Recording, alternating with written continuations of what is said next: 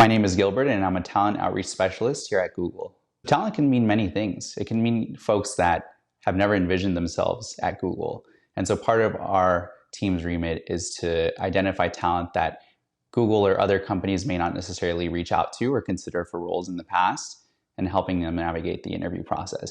It could also mean candidates that are already interested or have expressed interest in opportunities at Google in the past and engaging them to support them through the interview process today. At Google, you have to wear the program and project management hat regardless of what role you're in. And that's definitely been the case for me. So in my role, I've had to practice skills such as communicating to stakeholders, managing a budget, managing a project timeline in many different projects within my role. An example of this could be organizing events for university students to come to Google's campus and hear from guest speakers about the projects we work on, the roles, and their career journeys. And so as you can imagine, this is can be a complex project. My first job out of college was completely unrelated to what I'm doing now. I was an assistant manager at a big box retailer. And so a lot of the skills that I actually learned in that role have translated to support me in my role and allowed me to have success.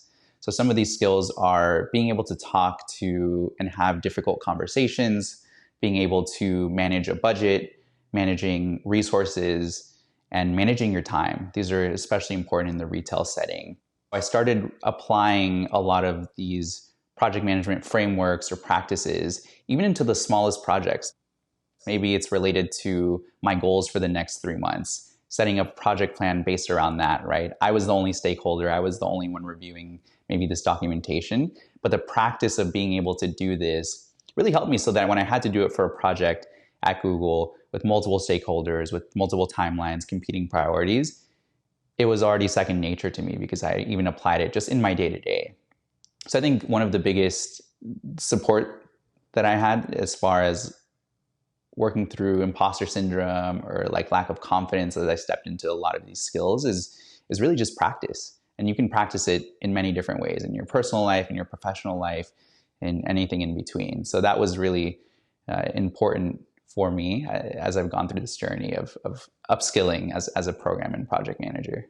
So I'd say that by joining this course and stepping into this, you're already taking the first step. And I think that's just as important, right? Like not letting fear or fear of failure get in the way of new opportunities for you. And the second piece is don't be afraid to ask for help. I think that folks are generally willing to help and support you. So the biggest thing that you can do is reach out and not be afraid to ask questions, not be afraid to do an informational interview, to ask for resume tips, to ask for advice from people that are maybe already in the role that you're hoping to step into or in the field that you're looking to work in.